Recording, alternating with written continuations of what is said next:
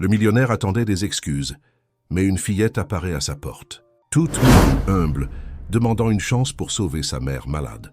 De ses mains tremblantes, elle prépare le plat de sa vie, et son cœur froid ressent quelque chose qu'il n'avait pas senti depuis des années. Qu'en pensez-vous qu'il va se passer dans cette histoire? Commentez, n'oubliez pas de vous abonner à notre chaîne et dites-nous de quelle ville vous nous regardez. Je vous promets que ce sera la meilleure histoire que vous entendrez de votre vie. Le jour se levait sur Paris tandis que Richard Leclerc ajustait sa cravate italienne devant le miroir. À 52 ans, c'était un homme à la présence marquante, des cheveux grisonnants, méticuleusement coupés, un regard perçant et une posture qui ne tolérait aucun faux pas.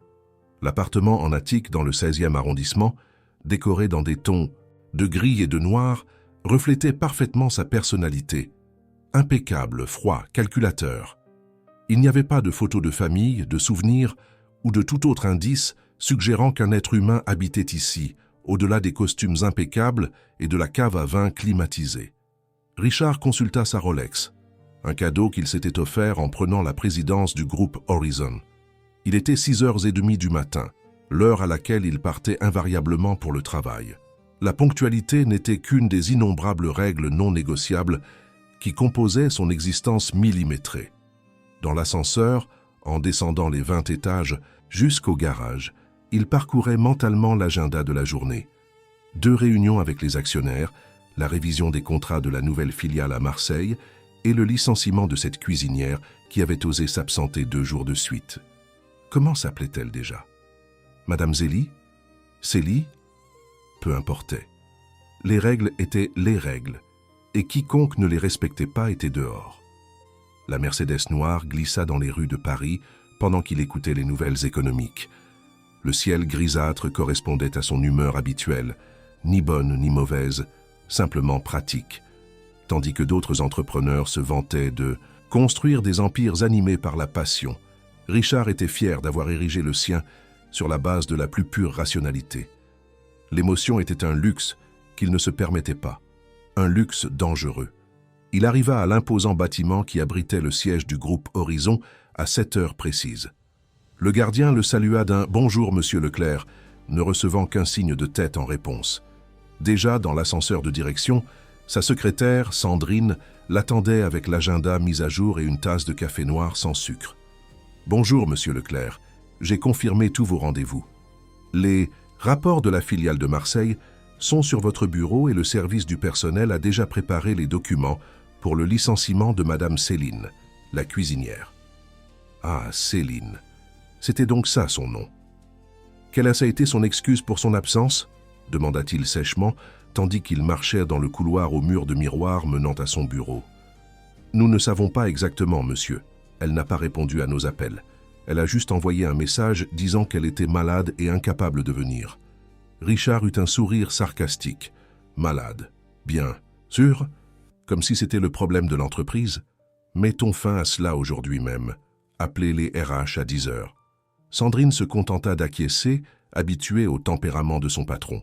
En 15 ans comme secrétaire, elle ne l'avait jamais vu montrer de la compassion pour un employé en difficulté.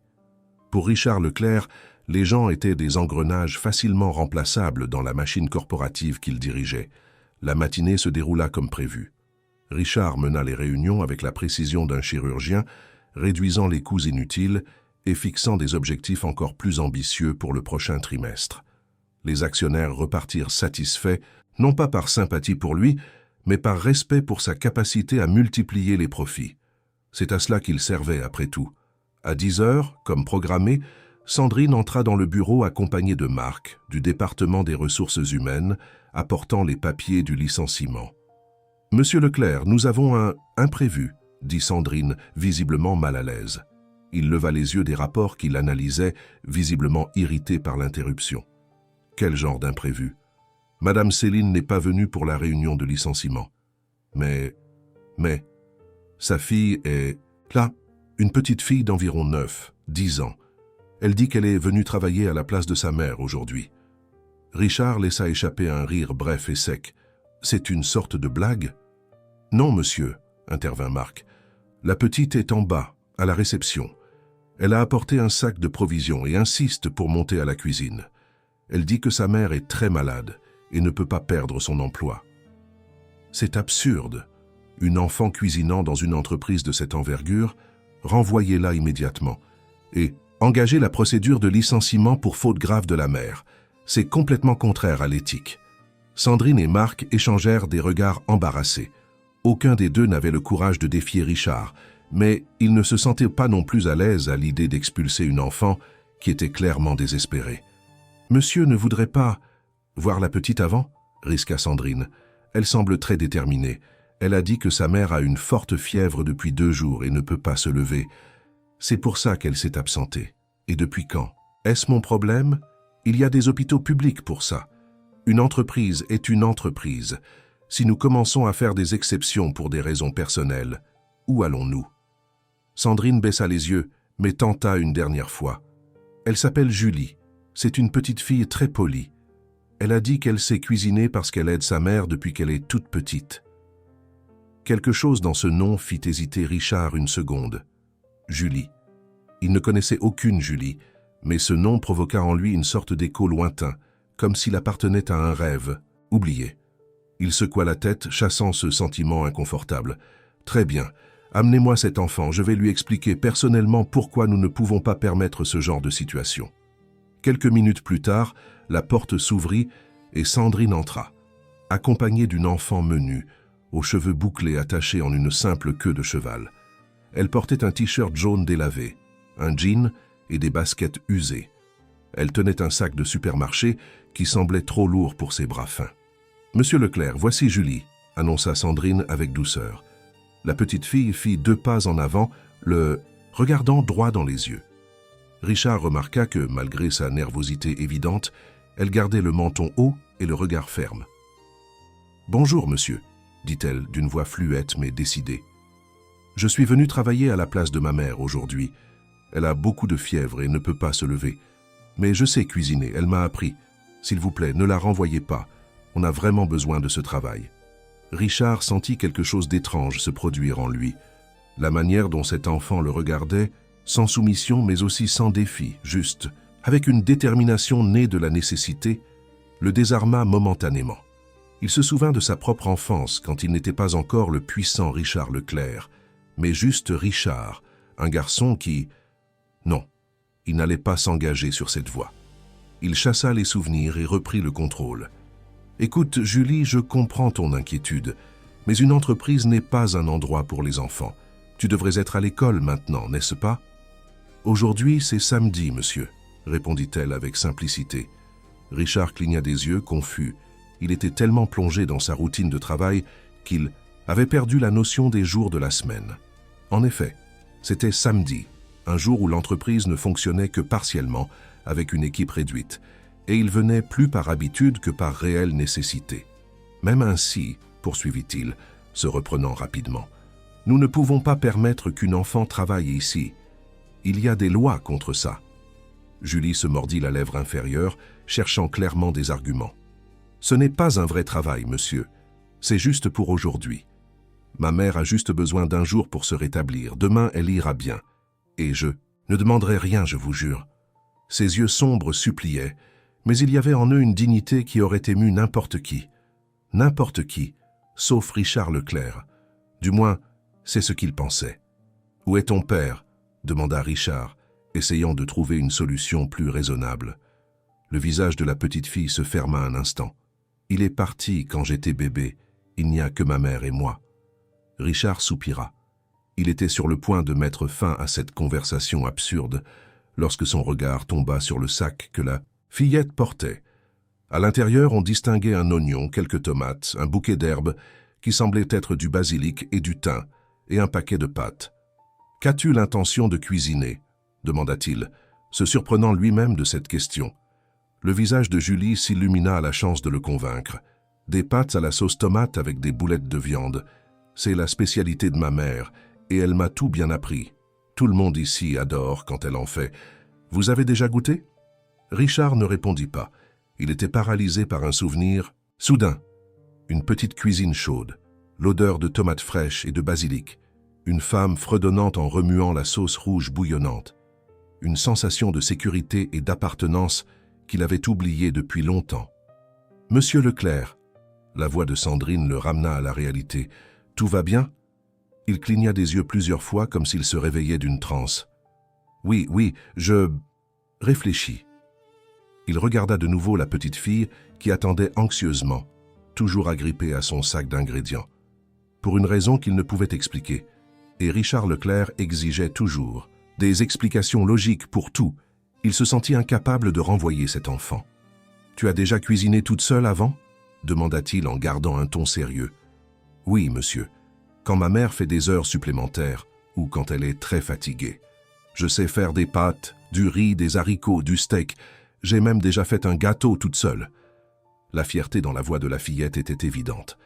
Richard regarda Sandrine et Marc, tous deux clairement surpris par la tournure de la conversation. Sandrine, emmenez la petite à la cuisine et restez avec elle. Voyez si elle sait vraiment ce qu'elle fait. Marc, suspendez temporairement le processus de licenciement de... Quel est son nom complet déjà? Céline Dubois, monsieur, répondit Marc, encore abasourdi. C'est ça, suspendez la procédure jusqu'à nouvel ordre. Julie afficha un sourire si radieux que, pour un instant, il illumina cette pièce habituellement austère. Merci, monsieur, vous ne le regretterez pas. Je vais faire les meilleures pâtes que vous ayez jamais mangées. Tandis que Sandrine conduisait la fillette dehors, Richard se demandait ce qui venait de se passer. Pour la première fois depuis des décennies, il avait pris une décision purement émotionnelle. Et le plus étrange, il ne se sentait pas repentant.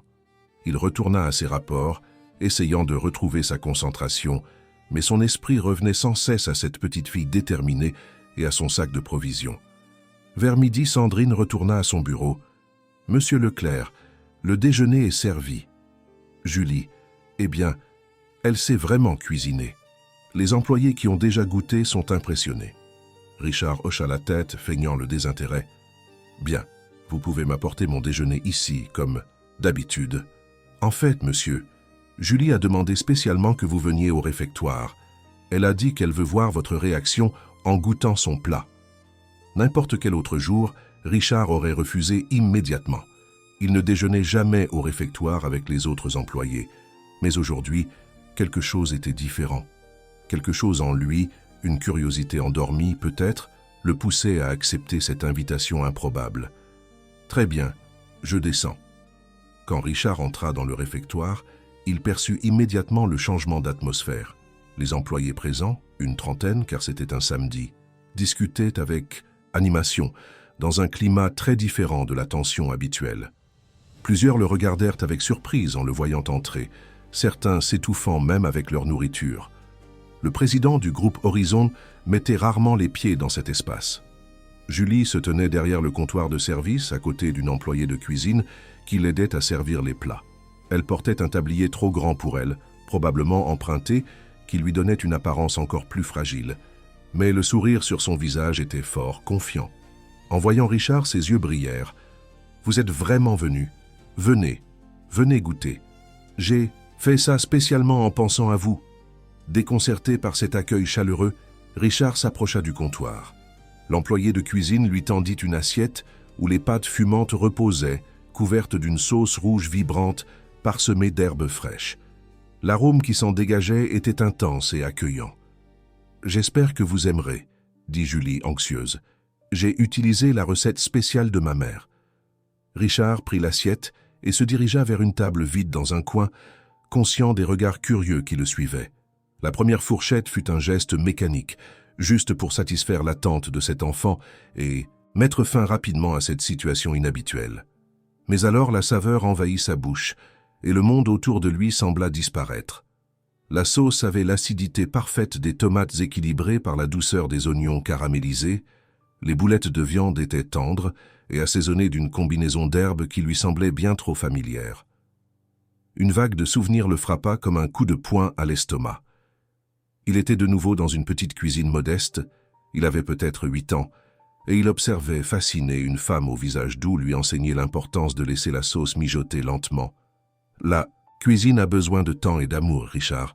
Comme les gens, il n'y a pas de raccourci pour les choses qui comptent vraiment dans la vie. Qui était cette femme? Pourquoi ce souvenir semblait-il si vivant maintenant, après tant d'années enfouies dans les profondeurs de sa conscience? Ça vous plaît, monsieur ?» La voix de Julie le ramena au présent. Elle s'était approchée furtivement et l'observait maintenant avec attente, les mains jointes devant elle dans un geste nerveux.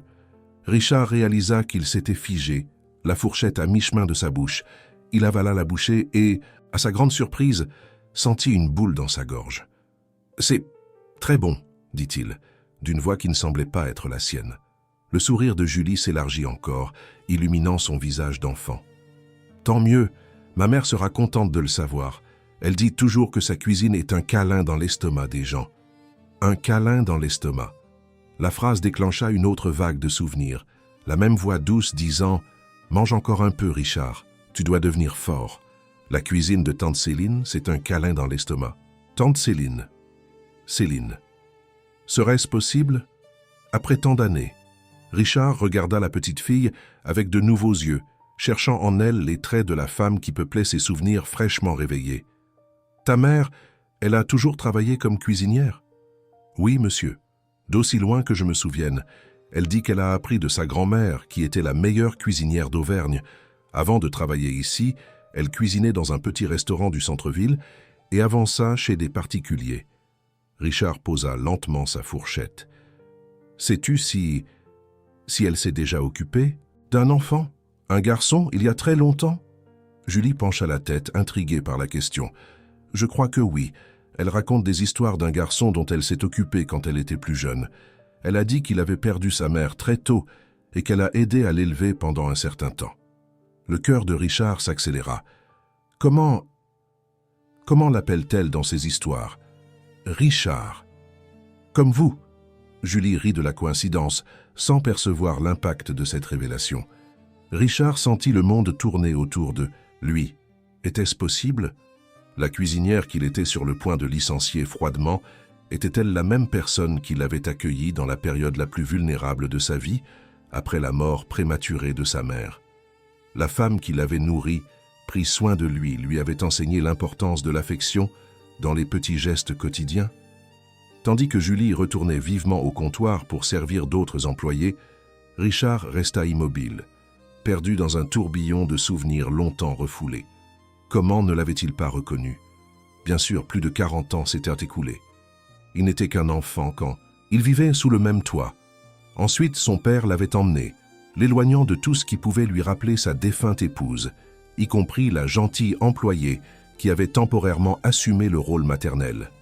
Au fil des ans, Richard s'était transformé en une version plus dure et plus froide de son propre père, enterrant toute trace de vulnérabilité, tout souvenir d'affection.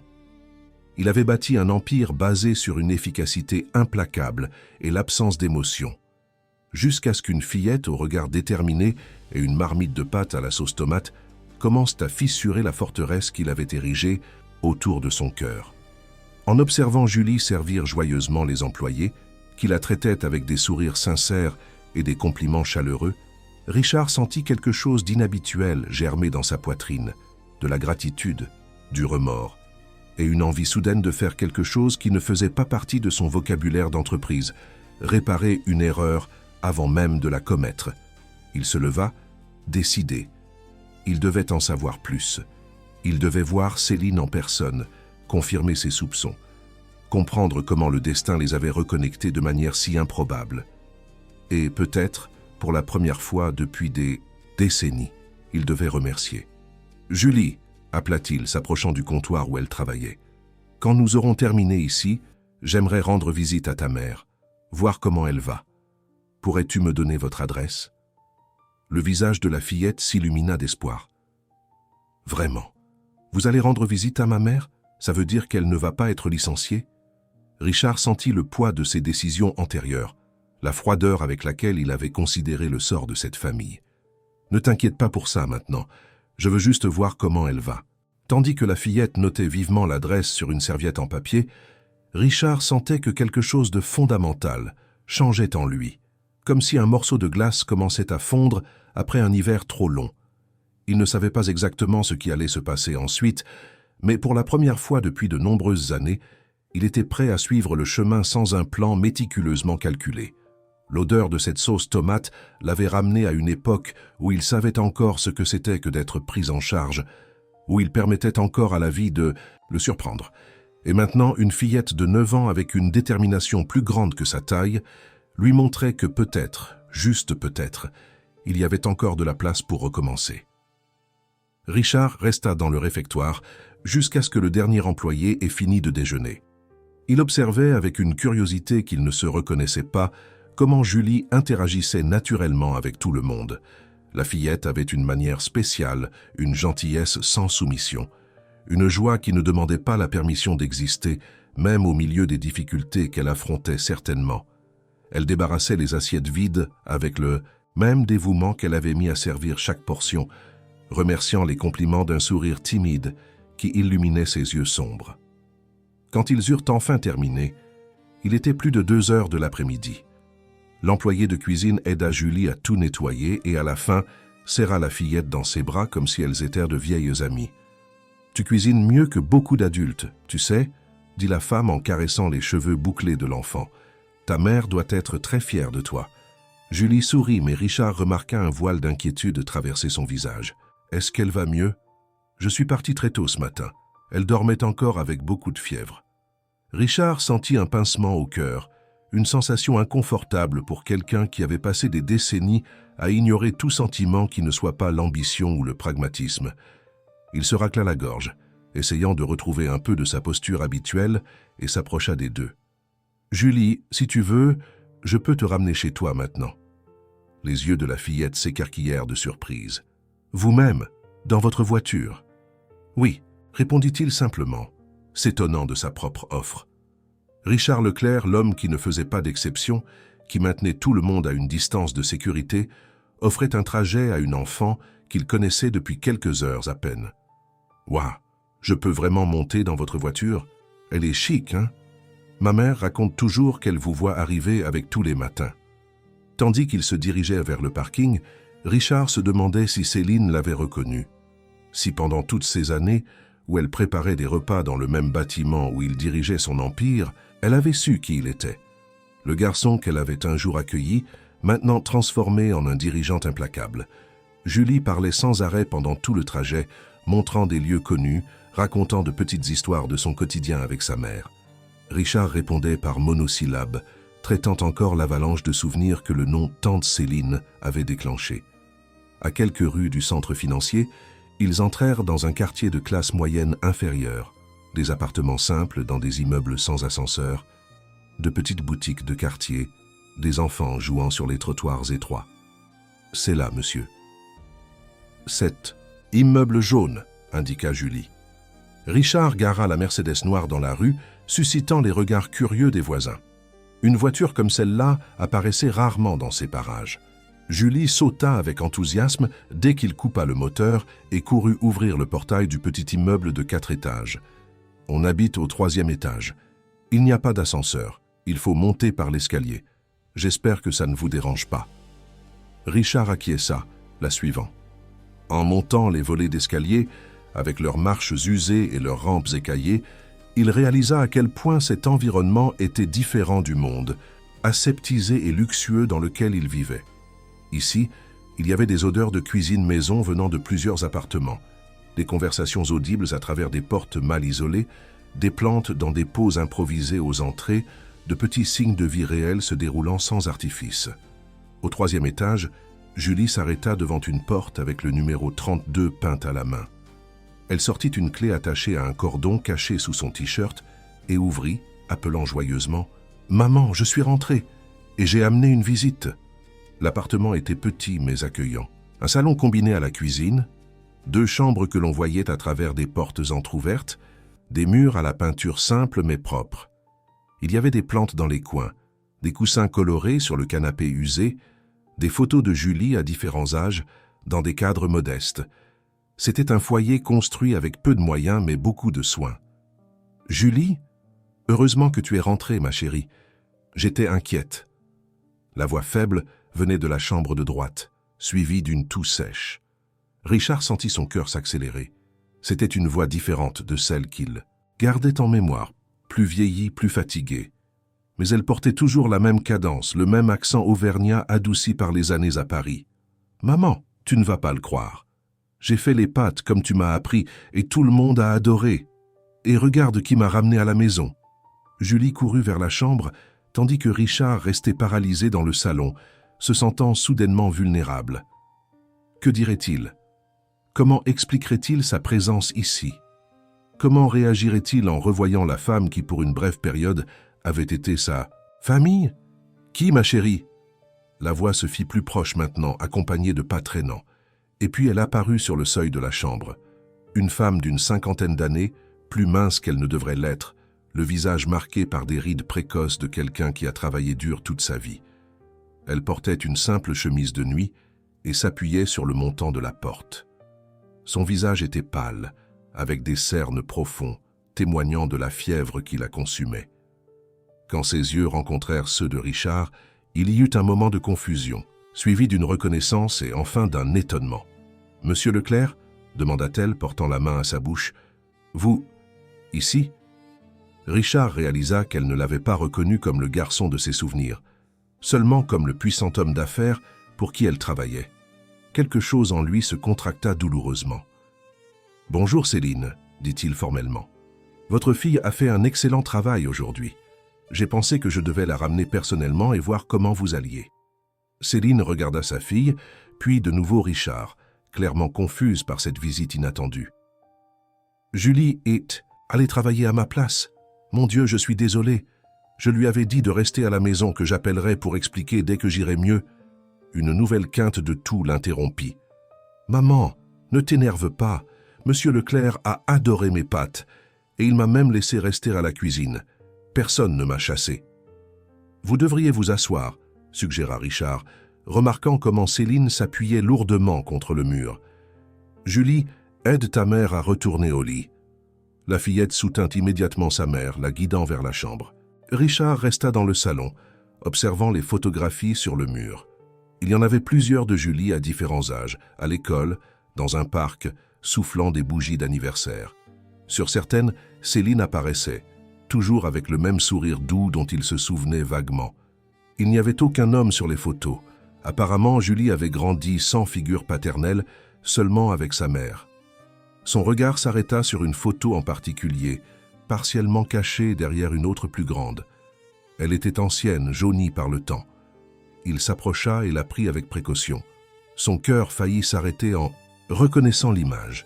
Une Céline beaucoup plus jeune, aux longs cheveux noirs, serrant dans ses bras un garçon maigrichon d'environ 8 ans. Le garçon ne souriait pas. Il avait un regard trop sérieux pour son âge.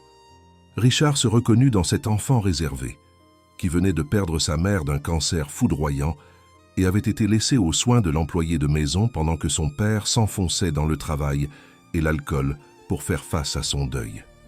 « Monsieur Leclerc, vous acceptez un café ?» La voix de Julie le ramena au présent.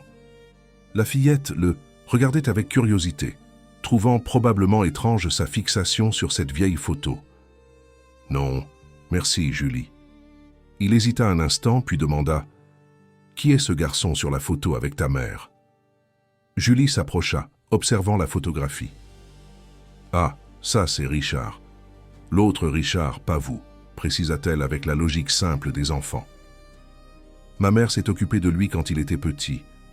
Elle raconte que sa mère est morte et que son père travaillait beaucoup. Alors elle est devenue comme sa mère pendant un certain temps. Elle l'aimait beaucoup. »« Et qu'est-il arrivé à ce garçon ?» demanda Richard, sentant sa gorge se serrer. Julie haussa les épaules. « Je ne sais pas trop. Je crois que son père a trouvé un travail dans une autre ville et l'a emmené. Ma mère était triste parce qu'elle n'a plus jamais eu de nouvelles. Elle dit toujours qu'elle espère qu'il est devenu un homme bon. » Richard sentit un nœud se former dans sa gorge. Un homme bon. C'est ce que Céline espérait qu'il devienne. Et qu'était-il devenu? Un dirigeant implacable qui avait été sur le point de la licencier sans même écouter ses raisons, sans considérer une seconde qu'elle pouvait être réellement malade. « Julie, ta mère est réveillée? J'aimerais lui parler. »« Oui, elle l'est. Vous pouvez entrer. Je vais lui faire une tisane en attendant. » Richard se dirigea vers la petite chambre simple. Les murs étaient d'un vert clair délavé.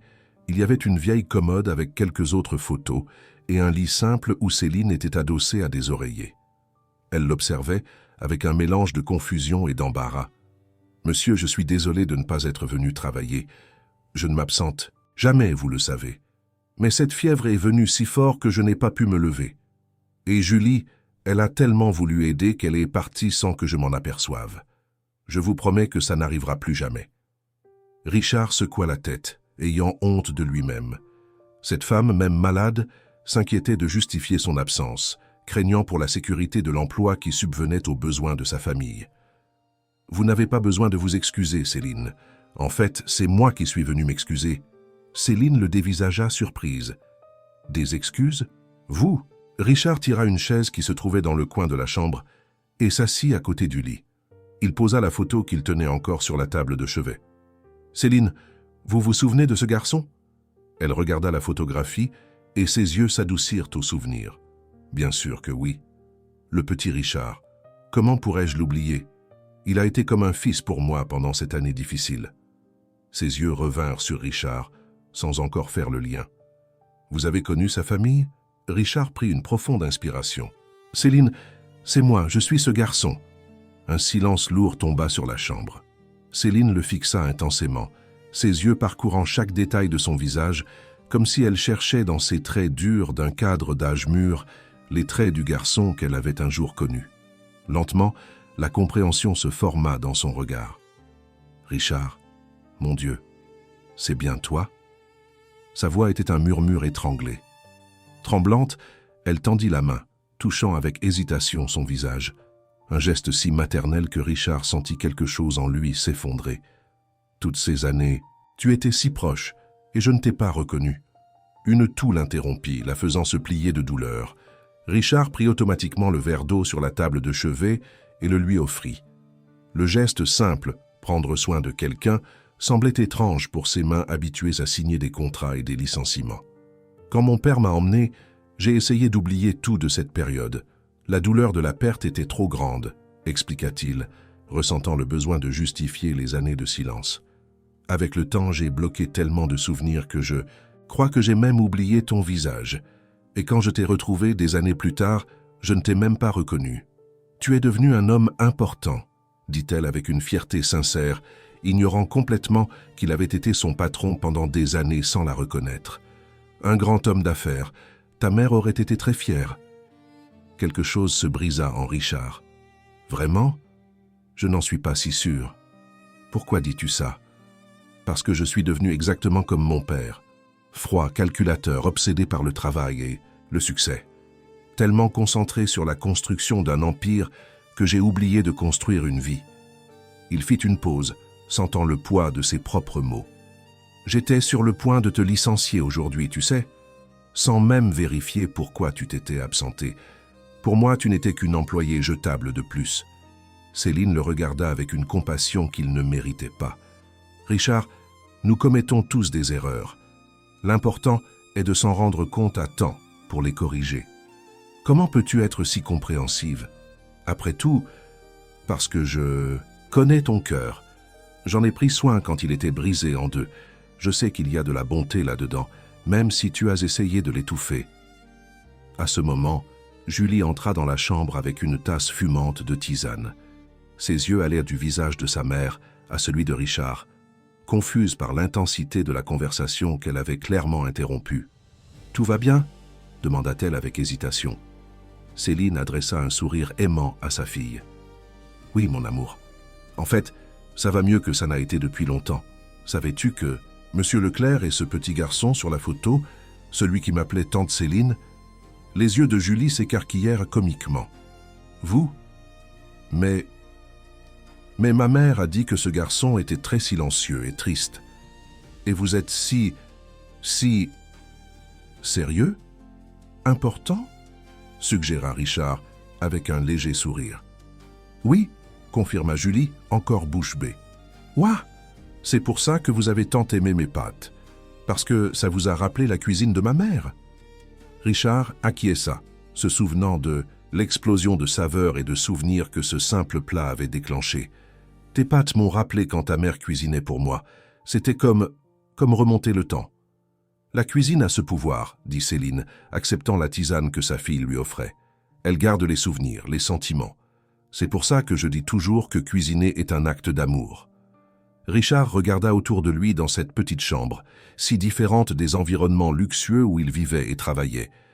Là, avec très peu de moyens, Céline avait créé un environnement accueillant pour sa fille. Et des années auparavant, elle avait fait de même pour un garçon dévasté par la perte de sa mère. « Vous êtes suivie, Céline? Vous avez consulté un médecin ?» Céline baissa les yeux, embarrassée. « Je prends quelques médicaments que j'ai achetés à la pharmacie. Je n'ai pas encore eu le temps d'aller au dispensaire. Avec le travail, et en m'occupant seul de Julie, c'est difficile. » Richard sentit une vague de détermination monter en lui, mais différente de celle qui le motivait dans les affaires. C'était une détermination à faire ce qui était juste, à réparer des années d'indifférence. « Je vais appeler un médecin tout de suite, le meilleur que je connaisse. »« Monsieur Leclerc, ne vous donnez pas cette peine. Je vais déjà mieux et... »« S'il vous plaît, » l'interrompit-il, « laissez-moi faire ça. Considérez cela comme un remerciement très tardif pour tout ce que vous avez fait pour moi à l'époque. » Tandis que Richard sortait de la chambre pour passer l'appel, Julie le suivit dans le salon, l'observant avec une curiosité enfantine. « Alors ça veut dire que vous connaissiez ma mère depuis que vous étiez enfant? C'est comme si on était presque une famille, non ?» Le mot « famille » frappa Richard comme un coup. Famille. Quelque chose qu'il n'avait jamais vraiment eu depuis la mort de sa mère. Quelque chose qu'il avait délibérément évité de construire, se concentrant uniquement sur la croissance de son patrimoine. « Quelque chose comme ça », répondit-il distraitement, cherchant le numéro du docteur Paul, son médecin personnel, sur son portable. « Vous avez des enfants ?» continua Julie, apparemment incapable de contenir sa curiosité. « Non. Une femme. »« Non. Plus, une petite amie ?»« Julie, ce sont des questions qui se posent ?» La voix de Céline retentit faiblement depuis la chambre. Richard ne put s'empêcher d'esquisser un petit sourire. « Ce n'est pas grave. Non, Julie, je n'ai pas de petite amie. Je ne me suis jamais marié. » La fillette le regarda avec un mélange de confusion et de pitié. « Mais ce n'est pas triste de vivre seul. Qui vous fait à manger? Qui s'occupe de vous quand vous êtes malade ?» Des questions simples qui frappèrent Richard, avec une force inattendue. Qui s'occupait de lui? Personne. Il mangeait dans des restaurants chers ou commandait à emporter.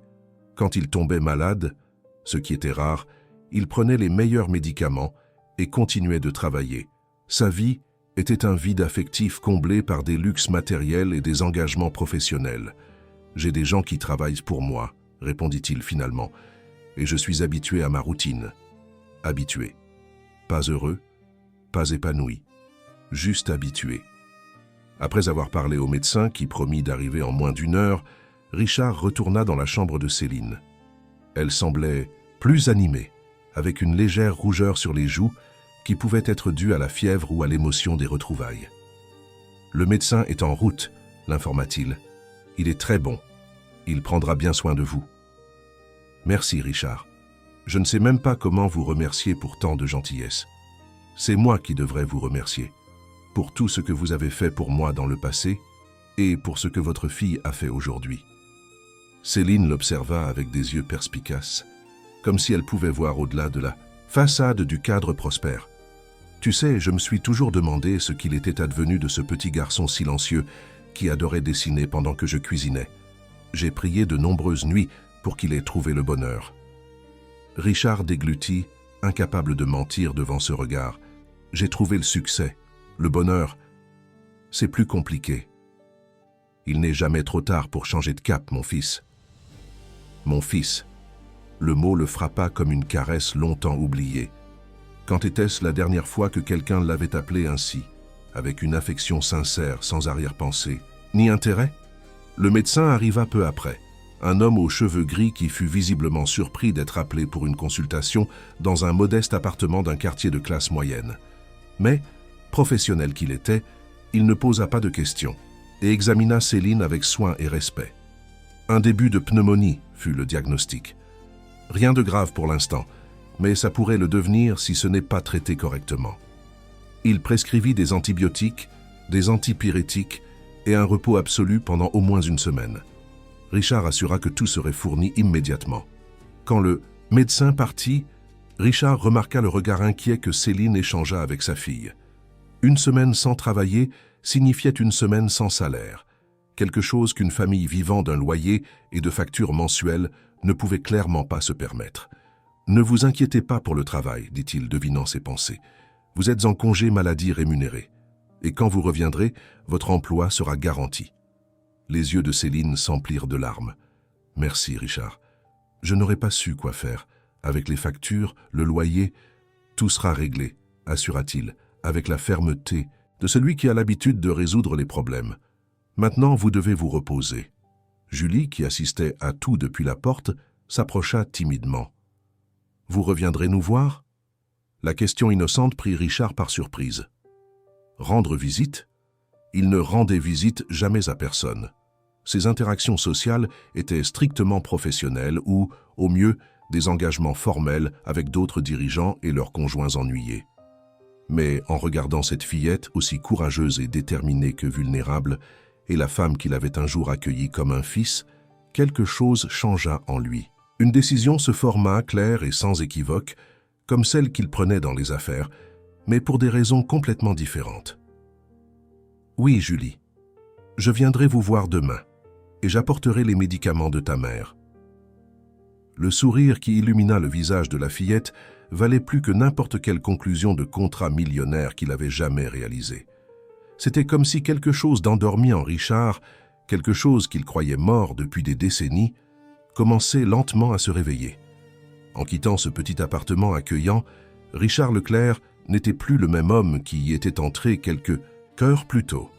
Quelque chose s'était brisé en lui, non pas de manière douloureuse mais libératrice, comme une coquille dure qui se fissure enfin pour permettre à quelque chose de nouveau de naître. En retournant vers son luxueux appartement vide, il savait qu'il ne pourrait plus continuer sa vie comme avant. La rencontre avec Julie et les retrouvailles avec Céline avaient fait s'effondrer, comme un château de cartes, la forteresse d'indifférence émotionnelle qu'il avait construite au fil des décennies. Pour la première fois depuis longtemps, Richard s'autorisa à ressentir, vraiment ressentir, la gratitude pour la femme qu'il avait accueillie quand il en avait le plus besoin. L'admiration pour une fillette qui, même si jeune, montrait plus de courage et de détermination que beaucoup d'adultes qu'il connaissait. Et surtout, la honte de ce qu'il était devenu. Un homme si obsédé par le succès et le contrôle qu'il avait oublié les valeurs les plus fondamentales de l'humanité. Le lendemain, comme promis, Richard retourna au petit appartement, apportant non seulement les médicaments prescrits, mais aussi un panier de fruits frais, des aliments nutritifs et un paquet mystérieux qu'il tendit timidement à Julie. « Qu'est-ce que c'est » demanda-t-elle, les yeux brillants de curiosité. « Ouvre et découvre » répondit-il, se sentant étrangement nerveux, une émotion qu'il éprouvait rarement dans les négociations de millions. À l'intérieur de l'emballage coloré, il y avait un kit professionnel de cuisine pour enfants, avec des tabliers, des ustensiles sécurisés et un livre illustré de recettes pour enfants. Le cri de joie de Julie et l'étreinte spontanée qui suivit prirent Richard complètement au dépourvu. « Merci, merci, merci, c'est le plus beau cadeau que j'ai jamais reçu. » Depuis la chambre, Céline observait la scène avec un sourire ému. La fièvre avait baissé, et bien qu'elle soit encore faible, elle semblait plus animée. « Tu as toujours su comment rendre un enfant heureux », commenta-t-elle lorsque Richard s'approcha pour voir comment elle allait. « Tu te souviens quand je t'ai donné cette boîte de crayons de couleur pour ton anniversaire, tu avais exactement le même regard que Julie a maintenant. » Richard fut surpris par le souvenir. Oui, il se souvenait de cette boîte de crayons, un cadeau simple, mais qui avait signifié le monde pour un garçon qui venait de perdre sa mère et dont le père remarquait à peine son existence. C'était le premier anniversaire sans sa mère, et tante Céline avait tout fait pour que la journée soit spéciale, même avec très peu de moyens.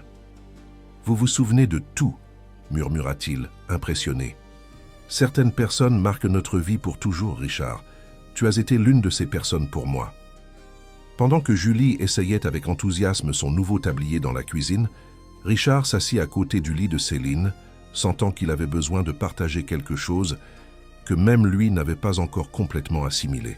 « Céline, hier soir, après être partie, d'ici j'ai passé des heures à réfléchir, à ma vie, à mes choix, à la personne que je suis devenue. » Il fit une pause, cherchant les mots justes. « J'ai réalisé que j'ai construit un empire, mais que je n'ai rien construit qui compte vraiment. Je n'ai pas de famille, pas de vrais amis. Juste des subordonnés qui me craignent et des concurrents qui m'envient. » Céline l'écoutait attentivement, sans juger, accueillant simplement ses réflexions comme elle le faisait quand il était enfant. Les pâtes que Julie a préparées, c'était comme si j'avais goûté quelque chose qui n'était pas seulement de la nourriture, mais de la mémoire, de l'affection, quelque chose que je me refuse depuis des décennies. Richard prit une profonde inspiration, surpris de sa propre vulnérabilité. « Je veux changer ça. Je ne sais pas exactement comment, mais je sais que je dois le faire. » Les semaines suivantes apportèrent une transformation que même Richard n'aurait pu prévoir. Ce qui avait commencé comme une visite de suivi de la santé de Céline se transforma en une routine qu'il se mit à attendre avec impatience. À la fin de la journée de travail, il se rendait au petit appartement du 3e étage, où il était accueilli par le sourire lumineux de Julie et le regard chaleureux de Céline, chaque jour plus rétabli. Ce mardi-là, il arriva un peu plus tôt que d'habitude. Il apportait des ingrédients frais pour le dîner, une tâche que, à l'étonnement de ses plus proches collaborateurs, il avait assumée avec un intérêt croissant. Si quelqu'un avait dit, un mois plus tôt, que le redouté président du groupe Horizon échangerait des réunions avec des investisseurs contre des cours de cuisine avec une fillette de 10 ans, on l'aurait pris pour un fou. Mais il était là, garant sa Mercedes rutilante dans la rue Modeste, portant des sacs de supermarché comme un homme ordinaire. Les voisins ne le regardaient plus avec autant de surprise. Ils s'étaient habitués à la figure imposante de l'homme d'affaires qui, d'une manière mystérieuse, était devenu partie intégrante de la routine de Madame Céline et de sa fille. « Richard !» s'exclama Julie en ouvrant la porte, avec une familiarité qui aurait été impensable quelques semaines auparavant. Le monsieur avait été abandonné dès la 2e visite sur son insistance. « Tu as apporté les champignons dont je t'ai parlé? On va faire un risotto ce soir. » Il sourit, lui tendant le sac spécial qu'il avait préparé avec les ingrédients demandés. « Je les ai apportés, et aussi quelques truffes que le chef du Magnifique m'a recommandées. J'ai pensé qu'on pourrait essayer. » Les yeux de Julie s'écarquillèrent devant l'ingrédient sophistiqué. « De vraies truffes, comme dans les émissions de cuisine à la télé? Ouah !» Céline apparut sur le seuil de la cuisine, s'essuyant les mains sur un tablier usé. Elle était complètement remise de sa pneumonie grâce aux soins médicaux que Richard avait fournis, mais n'avait pas encore repris le travail. Il avait insisté pour qu'elle prenne un mois entier pour se rétablir totalement, avec salaire intégral, évidemment. « Tu vas finir par gâter cet enfant, Richard, » commenta-t-elle, avec un sourire qui contredisait le léger reproche. Bientôt, elle ne voudra plus cuisiner qu'avec des ingrédients importés. « Il n'y a aucun mal à découvrir de nouvelles choses, » répondit-il, en posant les autres sacs sur la table de la cuisine. « De plus, j'apprends autant qu'elle. » C'était vrai. Au cours des dernières semaines, Richard avait découvert un plaisir qu'il n'aurait jamais imaginé dans la simplicité de préparer un repas. Lui, qui avait toujours mangé dans les restaurants les plus chers de la ville ou lors de dîners d'affaires stériles, se délectait maintenant d'apprendre les secrets de la cuisine maison sous la direction patiente de Céline et l'enthousiasme contagieux de Julie. Tandis que Céline préparait la base du risotto, Richard et Julie travaillaient côte à côte, nettoyant et éminçant les champignons. Il observait fasciné comment les petits doigts de la fillette maniaient le couteau avec une habileté que beaucoup d'adultes ne possédaient pas. « Où as-tu appris à couper comme ça ?» demanda-t-il. « Avec ma mère, pardi, » répondit Julie comme si c'était évident. « Depuis que je suis petite, je l'aide en cuisine. Elle dit que la nourriture est meilleure quand elle est faite avec amour et patience. » Richard acquiesça, se souvenant soudainement d'avoir observé Céline préparer les repas quand il était enfant. À l'époque, il ne comprenait pas pourquoi elle fredonnait en cuisinant, ou pourquoi elle insistait pour couper les légumes en formes différentes, juste pour lui faire plaisir. Maintenant, il commençait à comprendre la signification de ces petits gestes d'affection. « Ta mère a raison, et tu as un talent naturel pour ça. » Le visage de Julie s'illumina de ce compliment. « Vous croyez vraiment? Mon rêve, c'est d'être chef quand je serai grande, avoir mon propre restaurant où les gens iraient pour se sentir bien, pas seulement pour manger. » Un endroit qui serait comme un câlin dans l'estomac, suggéra Richard en utilisant l'expression qu'il avait entendue de Céline. Exactement, s'exclama Julie, ravie qu'il ait compris. Un endroit qui ferait que les gens se souviennent de bonnes Chose comme quand on mange ce gâteau que notre grand-mère faisait, vous voyez? Richard ne voyait pas. Il n'avait jamais eu ce genre de souvenir affectif avec la nourriture après la mort de sa mère. Mais maintenant, grâce à Julie et Céline, il commençait à construire de nouveaux souvenirs, de nouvelles significations à l'acte apparemment simple de partager un repas. Pendant qu'ils dînaient du risotto qu'ils avaient préparé ensemble, délicieux malgré quelques erreurs de débutant de Richard, la conversation coulait avec une naturalité qui le surprenait. Là, à cette table simple, couverte d'une nappe à fleurs déjà délavées par l'usage, il se sentait plus à l'aise que lors des dîners de gala auxquels il assistait par obligation professionnelle. « Alors, tu as réfléchi à ce projet dont tu as parlé ?» demanda Céline, en servant un peu plus de risotto dans l'assiette de Richard. Il acquiesça, mâchant lentement avant de répondre. Ces dernières semaines, une idée prenait forme dans son esprit, une idée qu'il aurait autrefois considérée comme absurde, sentimentale, incompatible avec ses principes commerciaux. Oui, en fait, j'ai déjà commencé à le mettre sur papier. Demain, je le présenterai au conseil d'administration. « Quel projet ?» demanda Julie, curieuse. Richard sourit. « Un projet inspiré par toi, en fait. Une école de cuisine au sein de l'entreprise. » « Une école? Comment ça ?» Le groupe Horizon a un étage entier sous-utilisé dans le bâtiment du siège. Je pense le transformer en une école de gastronomie pour les jeunes défavorisés. Un programme social qui offrirait une formation professionnelle gratuite avec les meilleurs professeurs et équipements. Julie écarquilla les yeux émerveillés. « Et je pourrais y étudier ?»« Bien sûr. En fait, je pensais que tu pourrais être notre consultante spéciale pour aider à définir le programme et à tester les installations. » La fillette faillit sauter de sa chaise d'enthousiasme. « Vraiment? Ce serait génial. Je peux le dire à mon amie Léa? Sa mère est aussi cuisinière, vous savez. Elle travaille dans ce restaurant du centre commercial. Je suis sûr qu'elle adorerait y étudier aussi. » Richard sourit de son excitation, mais Céline l'observait avec une expression plus réservée. « Le conseil d'administration de l'entreprise va approuver une telle initiative ?» demanda-t-elle, connaissant bien la culture. « D'entreprise du groupe Horizon. » Richard soupira. « Probablement pas sans résistance, mais je suis l'actionnaire majoritaire. Au final, la décision m'appartient. Même ainsi, ce sera un grand changement dans la philosophie de l'entreprise. » Elle avait raison. Le groupe Horizon avait toujours été connu pour son approche impitoyablement pragmatique des affaires. La responsabilité sociale était, au mieux, un exercice de relations publiques occasionnel, jamais une véritable priorité. Et maintenant, son président voulait mettre en place un projet véritablement philanthropique, qui consommerait des ressources considérables sans retour financier direct. Ce le sera, en effet, convint Richard, mais il est peut-être temps de changer. Le lendemain matin, la salle de réunion du groupe Horizon respirait la tension.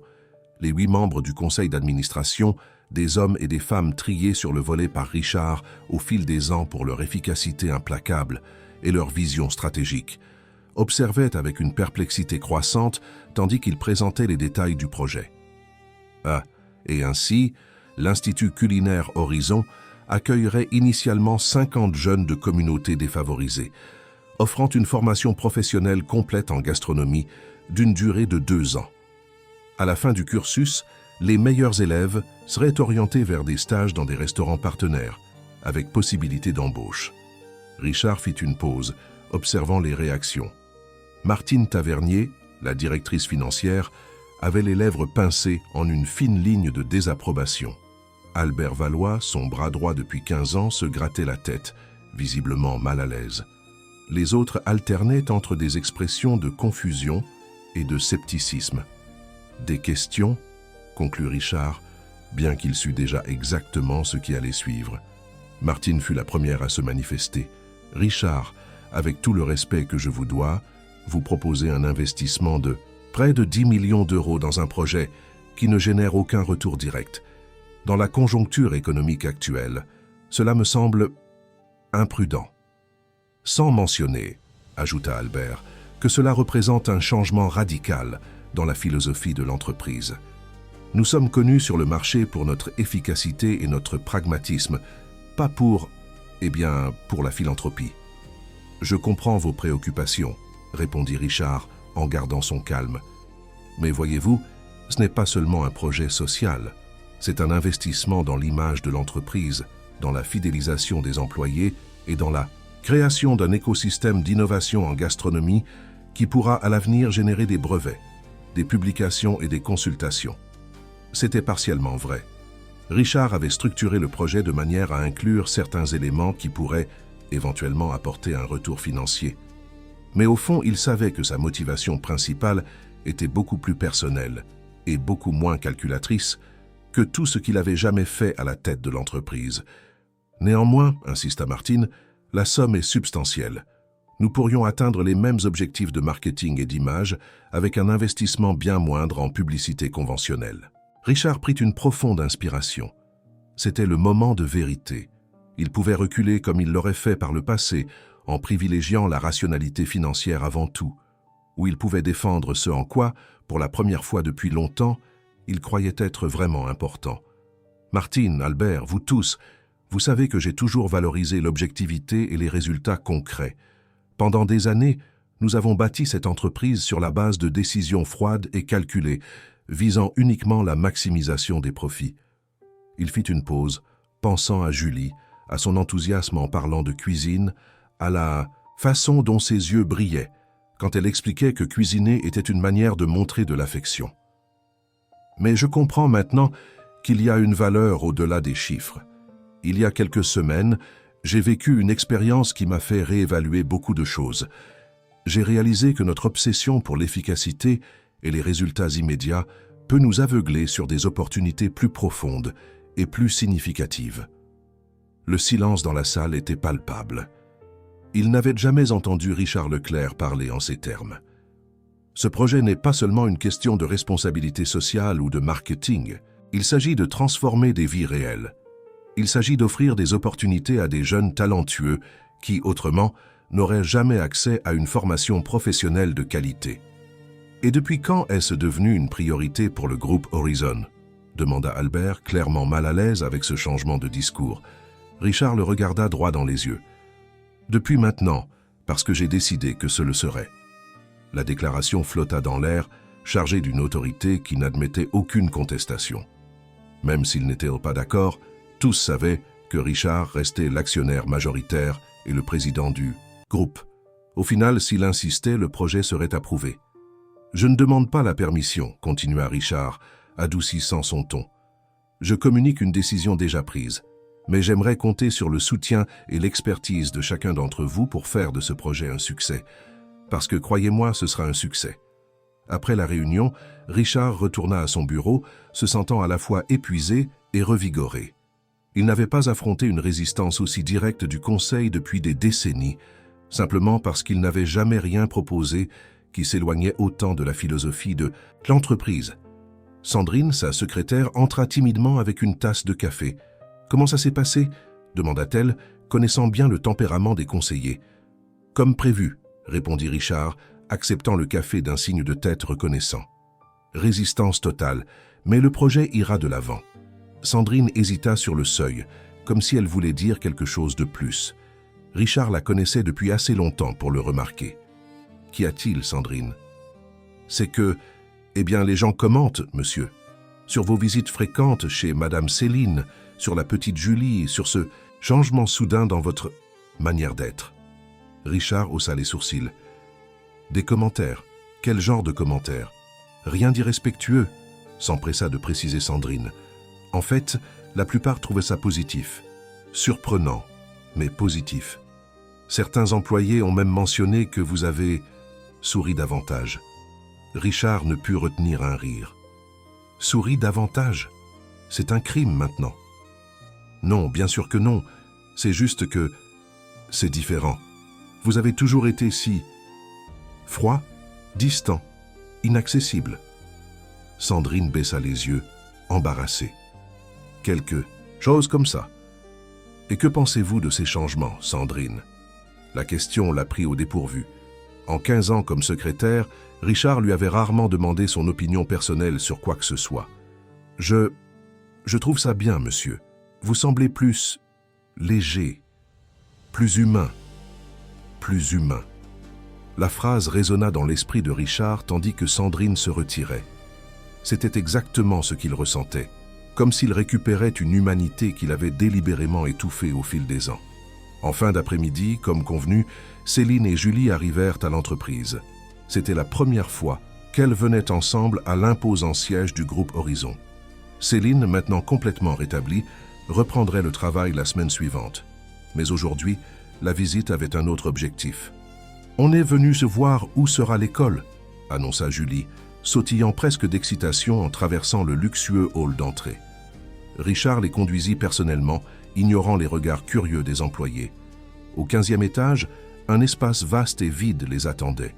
Il avait été utilisé comme entrepôt pendant un certain temps, mais Richard l'avait fait vider pour qu'il puisse visualiser le potentiel.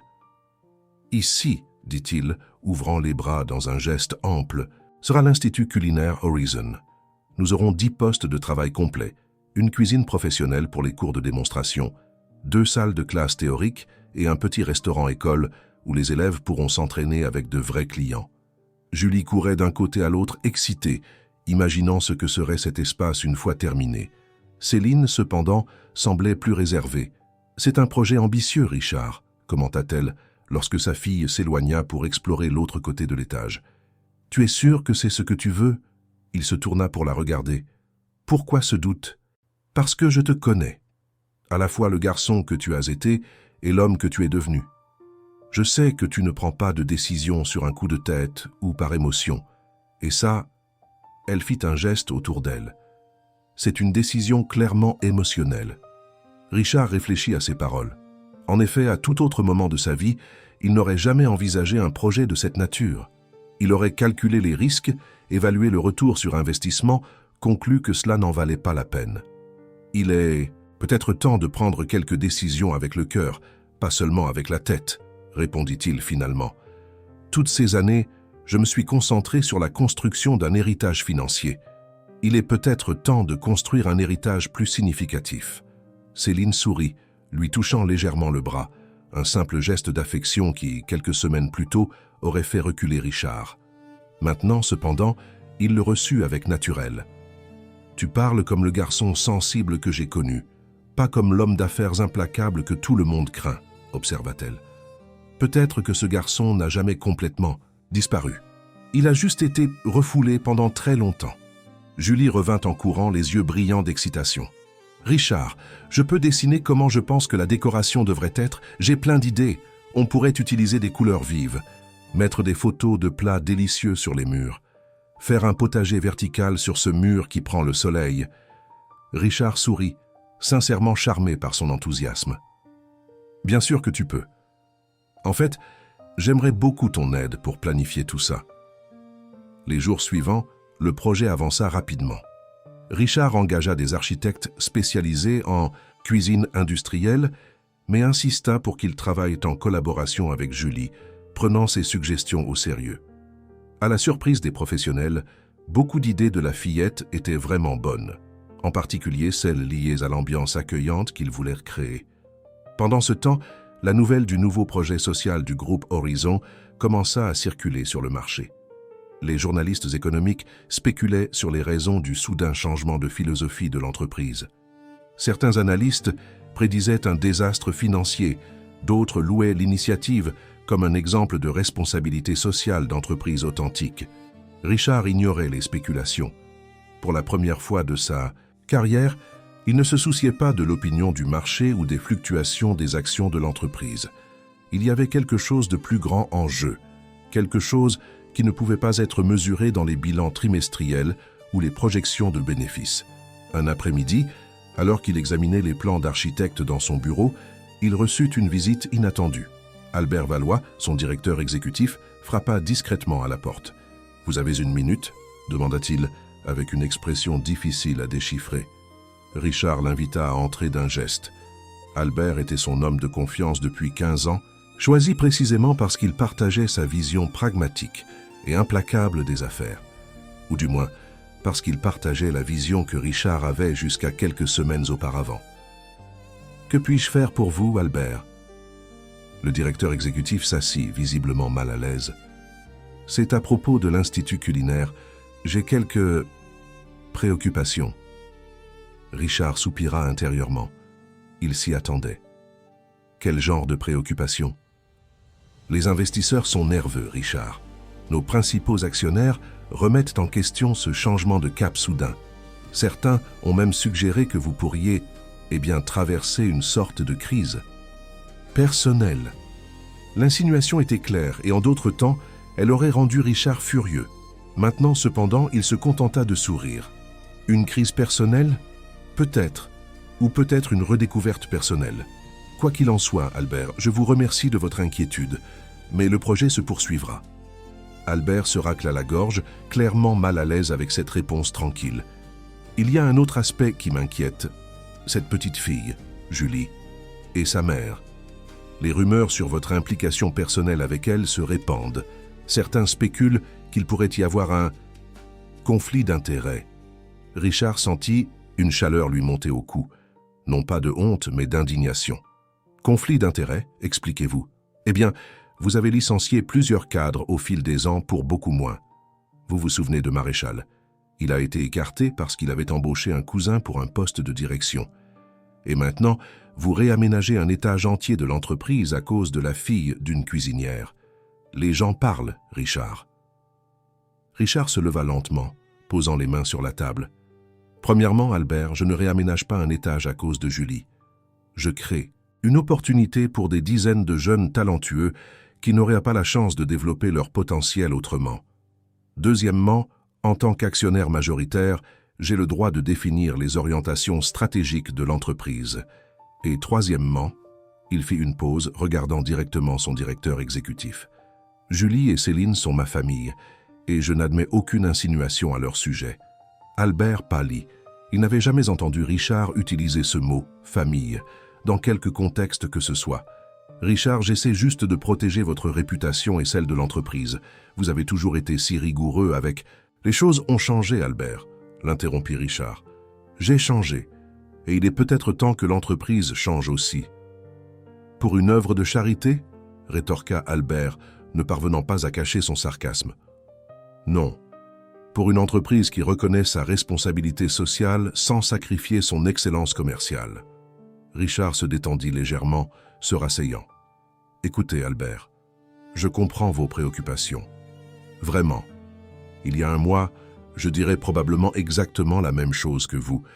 Mais j'ai découvert quelque chose d'important. Il y a de la valeur dans des choses qui ne peuvent pas être quantifiées dans des tableurs. Albert l'observa un long moment, comme s'il essayait de reconnaître l'homme en face de lui. Vous avez vraiment changé. Oui. Et j'espère que c'est pour le mieux. Après le départ d'Albert, Richard resta pensif. Les paroles du directeur avaient touché un point sensible. En effet, ce qu'il ressentait pour Julie et Céline allait bien au-delà d'un intérêt professionnel ou même d'une simple amitié. En quelques semaines, elles étaient devenues la famille qu'il n'avait jamais eue, ou qu'il avait perdue il y a si longtemps qu'il ne se souvenait plus de ce que c'était d'avoir quelqu'un qui se souciait sincèrement de lui. Ce soir-là, quand il arriva à l'appartement de Céline, il la trouva seule. Julie était allée à une fête d'anniversaire de son amie Léa et ne rentrerait que plus tard. « C'est bien d'avoir un moment pour parler seul », dit Céline en lui servant une tasse de café. Parfois, avec Julie dans les parages, on a à peine le temps d'échanger 2 mots sans qu'elle nous interrompe avec une nouvelle idée pour l'école. Richard sourit, pensant à l'enthousiasme contagieux de la fillette. « Elle est vraiment spéciale. » « Oui, elle a toujours été une enfant intense, passionnée. Elle tient ça de son père. » La mention du père de Julie prit Richard par surprise. En toutes ces semaines, le sujet n'avait jamais été abordé. Son père, vous ne parlez pas beaucoup de lui. Céline soupira, un voile de tristesse passant dans ses yeux. Il nous a quittés quand Julie n'avait que 2 ans. Il est retourné au Portugal, d'où il venait. Il a promis d'envoyer de l'argent, de garder le contact. Vous connaissez l'histoire. Nous n'avons plus jamais que de nouvelles. Richard sentit une pointe de colère envers cet homme inconnu qui avait abandonné 2 personnes si extraordinaires. Julie ne semble pas en souffrir. Elle était trop petite quand il est parti, elle n'a pas de souvenirs. Et j'ai toujours essayé de compenser son absence en lui donnant tout l'amour que je pouvais. Céline fit une pause, buvant une gorgée de café. Mais je sais qu'au fond, elle ressent ce vide, surtout quand elle voit d'autres enfants avec leur père. Un silence confortable s'installa entre eux. Richard observait l'appartement simple mais accueillant, pensant à quel point cet espace était devenu plus familier pour lui que son propre appartement luxueux et impersonnel. « Tu sais, Richard, » continua Céline après un moment, « quand je t'ai reconnu après tant d'années, j'étais inquiète. Je me suis dit, il est devenu un homme puissant, peut-être arrogant. Il ne se souviendra probablement même pas de moi, ou pire, il aura honte de cette période vulnérable de sa vie. » Richard baissa les yeux, sentant le poids de la vérité dans ses mots. « Et tu avais raison, en partie. J'étais devenu exactement ça, arrogant, froid, déconnecté de tout sentiment sincère. Mais ensuite, quelque chose a changé. Oui, Julie a tout changé. Ses pâtes. » Il rit, encore surpris de l'impact qu'un simple plat avait eu sur sa vie. C'était comme si quelque chose d'endormi en moi s'était enfin réveillé. Céline l'observait avec une expression impossible à déchiffrer, un mélange de tendresse, d'inquiétude et de quelque chose de plus profond, de plus complexe. « Et maintenant ? Que veux-tu vraiment, Richard ?» La question flotta dans l'air chargée de signification. Que voulait-il? Pour la première fois depuis des décennies, la réponse n'avait rien à voir avec des acquisitions, des fusions ou des expansions de marché. « Je veux appartenir », répondit-il finalement, se surprenant lui-même par la simplicité et l'honnêteté de la réponse. « Je veux faire partie de quelque chose de réel, quelque chose qui compte vraiment. » Les yeux de Céline brillèrent d'une émotion contenue.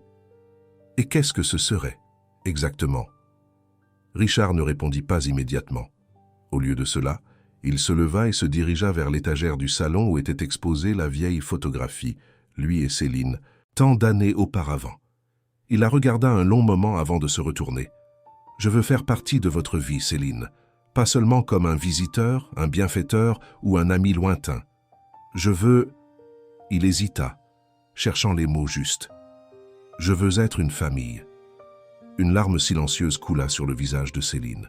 « Richard, je sais que ça peut paraître soudain, peut-être même inapproprié, mais ces semaines avec vous m'ont montré ce qui compte vraiment dans la vie.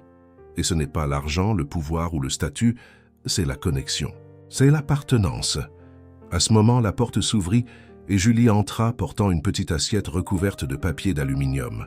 « J'ai ramené du gâteau de la fête pour vous », annonça-t-elle joyeusement, avant de remarquer l'atmosphère chargée d'émotions. « Il s'est passé quelque chose ?» Richard et Céline échangèrent un regard, une compréhension silencieuse passant entre eux. « Rien de mal, ma chérie », répondit Céline, essuyant discrètement sa larme.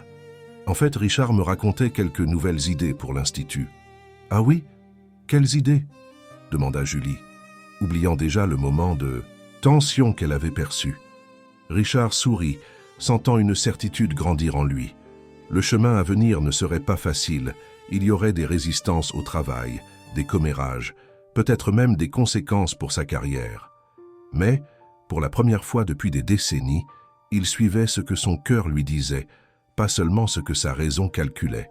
« Je pensais, » répondit-il, en regardant Céline puis Julie, qu'il était peut-être temps de formaliser certaines choses. « Comment ça ?» demanda la fillette, curieuse. « Comme le fait que vous deux êtes devenus la partie, c'est la plus importante de ma vie. » 3 mois s'étaient écoulés depuis cette soirée où Richard avait exprimé son désir de faire partie de la famille. L'automne était arrivé à Paris, apportant avec lui des vents de changement qui allaient bien au-delà de la simple alternance des saisons. Dans la vie de Richard, Céline et Julie, chaque jour semblait apporter une nouvelle découverte, un nouvel ajustement, une nouvelle façon de construire cette relation qui, contre toute attente, s'épanouissait sur un terrain improbable. L'Institut culinaire Horizon prenait forme rapidement. Ce qui n'était auparavant qu'un étage vide abritait désormais 10 postes de travail impeccables, équipés des ustensiles gastronomiques les plus modernes. La cuisine de démonstration centrale, conçue selon les suggestions enthousiastes de Julie, combinait fonctionnalité professionnelle et une chaleur rarement vue dans les environnements d'entreprise. Les murs, autrefois d'un blanc stérile, affichaient maintenant des couleurs vives et des photographies de plats traditionnels de diverses régions de France. Ce samedi matin, Richard arriva tôt au bâtiment du groupe Horizon. L'inauguration officielle de l'Institut était prévue pour 2 semaines plus tard, mais il voulait vérifier personnellement les derniers détails. En entrant au 15e étage, il trouva Julie déjà là, ajustant la position de quelques pots d'herbes fraîches dans le potager vertical qu'ils avaient installé près de la fenêtre. « Tu es arrivé tôt », commenta-t-il, s'approchant pour l'embrasser sur le sommet de la tête, un geste d'affection devenu naturel ces dernières semaines. Julie se tourna avec un sourire radieux. « Je n'ai pas réussi à dormir, je suis trop impatiente pour l'inauguration. Tu penses qu'il y aura beaucoup de monde? Est-ce qu'ils vont t'aimer? Et si j'oublie ce que je dois dire dans mon discours ?» Richard rit de son excitation nerveuse. « Il y aura assez de monde, ils vont t'adorer. Et tu seras parfaite dans ton discours. Tu es l'âme de cet endroit, tu te souviens? Rien de tout cela n'existerait sans toi. » La fillette rougit du compliment, mais ses yeux brillaient de fierté. « Maman a dit la même chose, mais je sais que c'est toi qui fais en sorte que tout cela se réalise vraiment. » Richard secoua la tête, pensif. « Non, Julie, c'est toi qui as fait en sorte que ça arrive. C'est toi qui m'as fait renaître. » Tandis qu'ils parcouraient ensemble l'espace presque terminé, Richard réfléchissait à l'incroyable voyage de ces derniers mois. Ce qui avait commencé comme un simple geste de bonté envers la fille d'une employée s'était transformé en une révolution complète dans sa vie. L'homme autrefois connu comme le tsar de glace dans les cercles d'affaires était maintenant régulièrement vu souriant dans les couloirs, saluant les employés par leur nom, s'intéressant sincèrement à leur vie. Évidemment, tout n'avait pas été rose. La résistance interne à la nouvelle direction de l'entreprise persistait dans certains secteurs. Albert Valois, son ancien bras droit, avait fini par démissionner, incapable de s'adapter à la nouvelle philosophie. Certains investisseurs avaient retiré leur capital, craignant que le groupe Horizon ne perde son avantage concurrentiel, l'implacabilité qu'il avait caractérisé pendant tant d'années. Mais pour chaque perte, il y avait eu des gains inattendus. De nouveaux investisseurs, attirés par la vision innovante de la responsabilité sociale, s'étaient approchés. Des employés autrefois démotivés montraient un enthousiasme renouvelé. Et la presse, qui traitait auparavant le groupe Horizon comme une autre corporation froide et calculatrice, publiait maintenant des reportages détaillés sur la révolution humaniste menée par Richard Leclerc. « Regarde, le nouveau four est arrivé !» s'exclama Julie, courant vers la cuisine principale. « Il est exactement comme celui qu'on a vu dans cette émission de télé. » Richard la suivit, observant avec satisfaction sa joie. Julie était devenue non seulement la consultante du projet, mais sa véritable ambassadrice. À 10 ans, elle parlait de techniques culinaires, de design de cuisine et de programmes sociaux avec une éloquence qui impressionnait même les cadres les plus expérimentés. Plusieurs de ses idées avaient été intégrées au projet, du programme qui privilégiait autant les techniques traditionnelles que novatrices, aux détails d'architecture qui rendaient l'environnement plus accueillant. « Tu as essayé l'uniforme que nous avons commandé pour les élèves ?» demanda Richard tandis qu'elle explorait les fonctionnalités du nouveau four. « Pas encore. Maman a dit qu'il vaut mieux attendre un peu avant l'inauguration pour ne pas le froisser. » Céline. La pensée d'elle apporta un sourire différent sur le visage de Richard. Si la relation avec Julie avait été instantanée et naturelle, le rapprochement avec Céline avait été plus lent, plus complexe, et peut-être pour cette raison même, plus profond. Il y avait des couches d'histoire entre eux, des souvenirs partagés, un passé qui s'entrelaçait maintenant de nouveau avec leur présent de manière qu'aucun des deux n'aurait pu prévoir. Après cette soirée où il avait exprimé son désir de faire partie de la famille, les choses avaient progressé avec une prudence respectueuse. Céline était retournée au travail, mais plus en tant que cuisinière. Richard avait insisté pour qu'elle prenne la coordination de l'Institut, un poste pour lequel elle s'était d'abord jugée non qualifiée, mais pour lequel elle se révélait chaque jour plus compétente, grâce à son expérience pratique et à sa sensibilité humaine. La proximité quotidienne avait renforcé les liens entre eux. Les dîners partagés étaient devenus une routine. Les week-ends passés ensemble, lors de simples promenades au parc ou de séances de cinéma à la maison, étaient désormais la norme et non l'exception. Lentement, les barrières entre le puissant homme d'affaires et l'humble cuisinière, barrières de classe, d'expérience et d'attente sociale, s'étaient dissoutes, révélant deux personnes qui, malgré leurs différences apparentes, partageaient des valeurs fondamentales et une connexion qui transcendait les définitions simples. « Richard, tu m'écoutes ?» La voix de Julie le ramena au présent. J'ai demandé si on pouvait tester le four en faisant un gâteau. Bien sûr, répondit-il en souriant. Quel genre de gâteau veux-tu faire? Au chocolat avec un glaçage au chocolat, comme celui que la grand-mère de Léa nous a appris, tu te souviens? Celui qu'on a fait la semaine dernière, et que tu as dit que c'était le meilleur gâteau que tu aies jamais mangé. Richard rit. Je crois qu'on a un sérieux problème, tu sais. Presque tout ce que toi et ta mère cuisinez finit par être le meilleur que j'ai jamais mangé. C'est parce qu'on cuisine avec amour, répondit-elle avec que le naturel de quelqu'un qui exprime une vérité absolue. Pendant qu'ils préparaient ensemble la pâte du gâteau, Richard pensait à quel point sa vie avait changé. Non seulement dans les aspects pratiques et visibles, comme passer plus de temps en cuisine qu'en réunion d'affaires, ou échanger des dîners formels dans des restaurants étoilés contre des repas faits maison, mais surtout dans les transformations internes. La redécouverte de la capacité à ressentir, à se soucier, à se connecter sincèrement avec d'autres êtres humains. « Que dirais-tu si on habitait tous ensemble ?» demanda-t-il soudainement, tandis que Julie battait les œufs avec le sucre dans le batteur industriel. La fillette arrêta ce qu'elle faisait, le regardant avec des yeux écarquillés. « Genre, toi, moi et maman, dans la même maison. » « Oui, j'y ai beaucoup pensé ces derniers temps. Mon appartement est trop grand pour une seule personne. Et vous passez autant de temps là-bas que j'en passe dans votre appartement. Ça semble logique, non ?»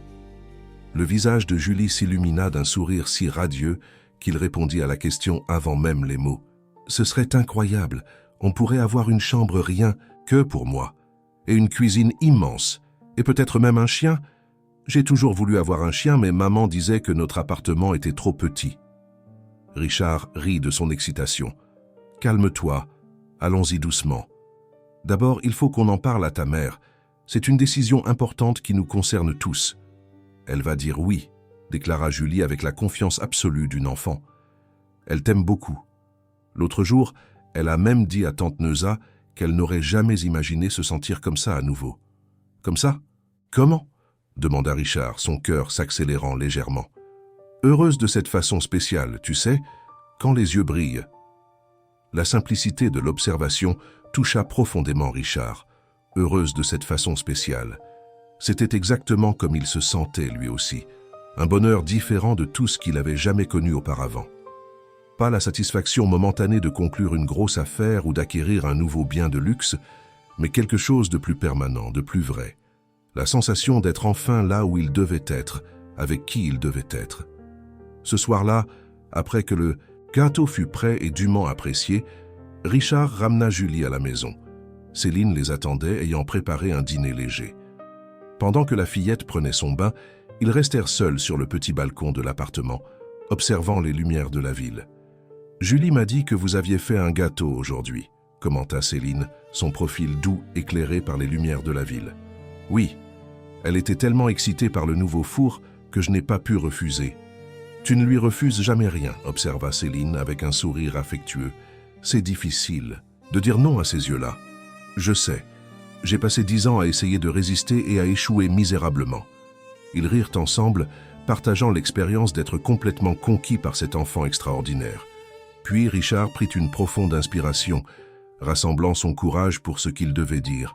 « Céline, j'ai beaucoup pensé à nous trois, à ce que nous avons construit ces derniers mois. » Elle se tourna pour le regarder, ses yeux révélant un mélange d'attente et d'appréhension. « J'y ai pensé aussi. Et qu'en penses-tu ? Que c'est effrayant et merveilleux à la fois. » Elle hésita, cherchant les mots justes. Effrayant parce que c'est arrivé si vite, si inopinément, et merveilleux parce que je n'aurais jamais imaginé pouvoir ressentir ça à nouveau. Les mots de Julie résonnèrent dans l'esprit de Richard. Heureuse de cette façon spéciale, quand les yeux brillent, je veux que nous vivions ensemble, dit-il directement, sans détour. Je veux me réveiller chaque jour et vous voir toutes les deux. Je veux que nous formions une vraie famille. Les yeux de Céline s'emplirent de larmes contenues. « Richard, ça est sûr, ta vie est si différente de la nôtre. Tu as tout un monde que nous ne connaissons même pas, des cercles sociaux, des attentes. Rien de tout cela n'a plus d'importance. Ce que j'ai maintenant, ce que nous avons, est plus précieux que tout ce que j'ai jamais conquis auparavant. Pour la première fois depuis des décennies, je me sens complet. » Céline s'approcha. lui touchant doucement le visage.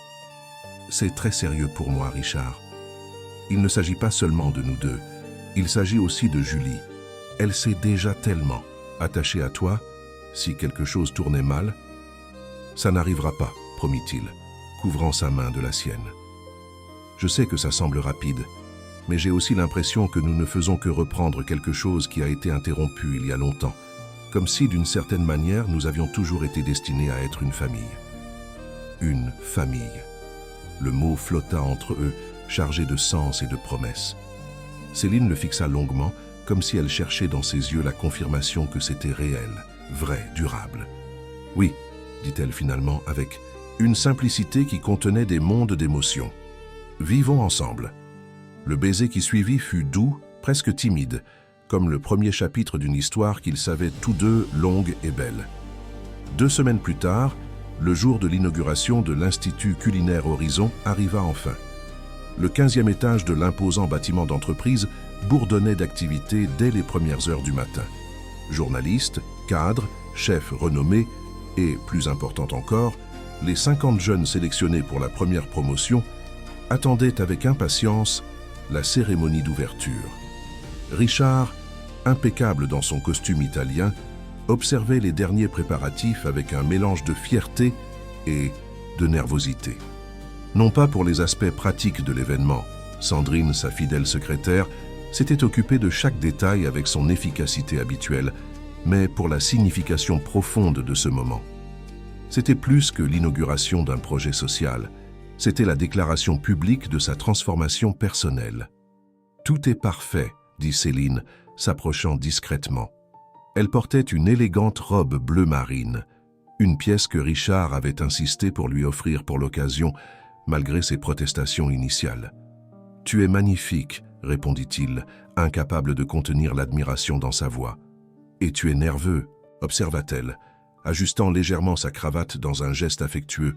« Pas la peine, tout le monde est enchanté par le projet. »« Ce n'est pas le projet qui m'inquiète », avoua Richard. « C'est ce que je vais dire, ce que je vais révéler. » Céline acquiesça, comprenant.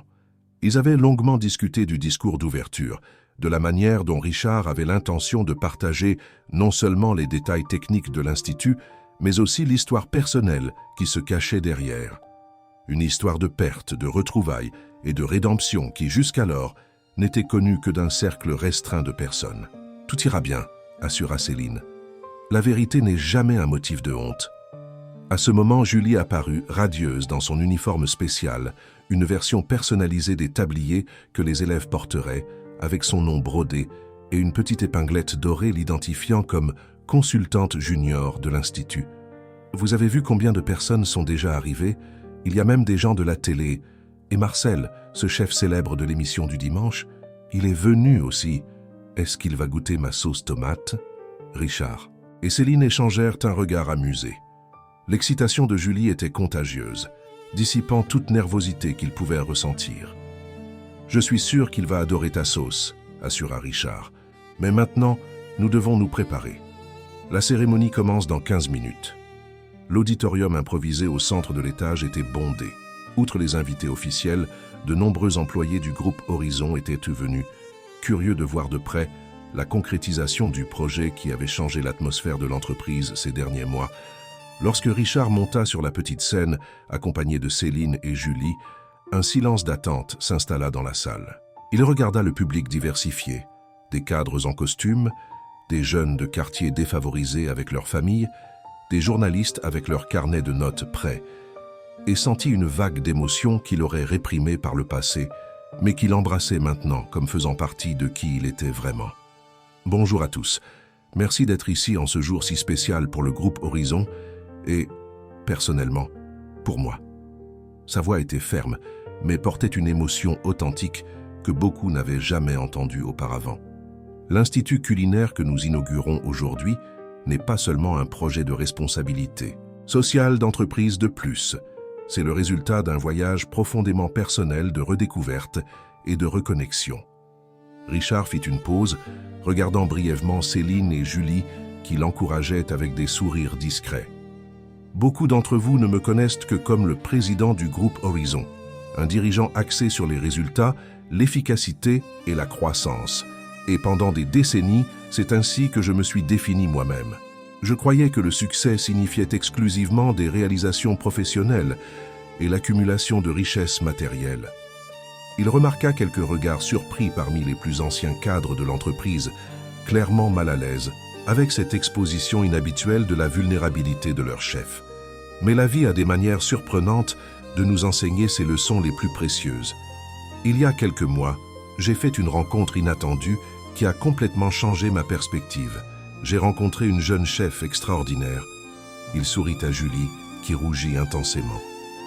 Qui m'a appris que les ingrédients les plus importants dans la recette de la vie ne sont pas le pouvoir ou le statut, mais la connexion, la générosité et l'amour. Richard raconta alors de manière simple mais émouvante l'histoire de ce dimanche fatidique. Comment la détermination d'une fillette de 10 ans à sauver l'emploi de sa mère malade l'avait reconnecté avec des souvenirs longtemps refoulés.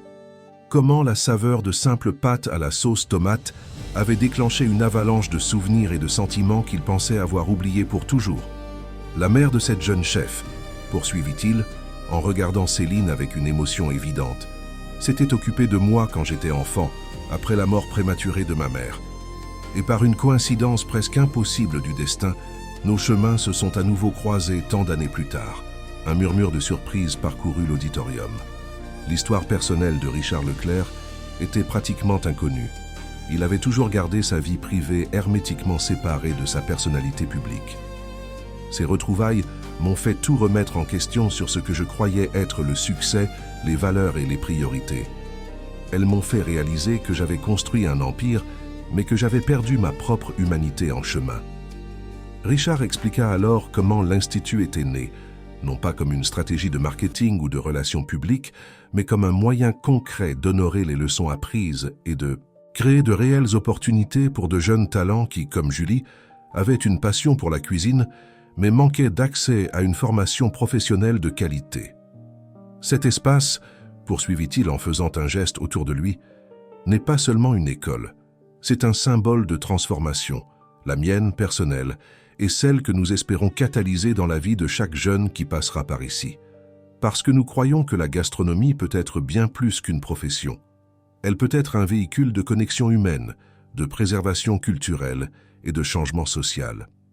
En prison, détaillant les aspects pratiques du programme, la durée de 2 ans, le cursus combinant techniques traditionnelles et innovantes, les stages garantis dans des restaurants partenaires, les bourses complètes couvrant tout, du matériel didactique à l'aide au transport, Richard percevait les regards d'espoir sur les visages des jeunes sélectionnés. Beaucoup venaient de communautés où de telles opportunités n'existaient tout simplement pas. Et maintenant, dit-il, approchant de la fin, j'aimerais présenter formellement celle qui est la véritable inspiration et le cœur de ce projet. Julie, pourrais-tu venir ici ? La fillette, d'abord timide devant tant de regards, s'approcha du micro d'un pas hésitant. Mais lorsqu'elle commença à parler de sa passion pour la cuisine, de la façon dont la nourriture avait le pouvoir d'unir les gens et de raconter des histoires, sa timidité disparut, laissant place à une éloquence naturelle qui enchanta tout le monde. « Ma mère dit toujours que cuisiner est un acte d'amour », conclut-elle, en regardant Céline avec adoration. Et maintenant, grâce à Richard, beaucoup d'autres jeunes pourront l'apprendre aussi. Il y eut un moment de silence ému quand elle termina, suivi d'une explosion d'applaudissements enthousiastes. Même les cadres, les bêtas, plus sceptiques semblèrent touchés par l'authenticité de cet enfant. Richard reprit le micro, passant doucement son bras autour des épaules de Julie. Et pour finir, j'aimerais faire une annonce personnelle. Une annonce qui reflète à quel point ce projet a transformé non seulement ma vision professionnelle, mais ma vie dans son ensemble. Il fit un geste pour que Céline les rejoigne. Quand elle s'approcha, Richard prit sa main, entrelaçant ses doigts avec les siens. Céline et Julie ne sont pas seulement l'inspiration de l'Institut culinaire Horizon, elles sont devenues ma famille. À partir de la semaine prochaine, nous officialiserons cela. Nous vivrons ensemble comme la famille que nous avons découvert que nous étions toujours destinés à être.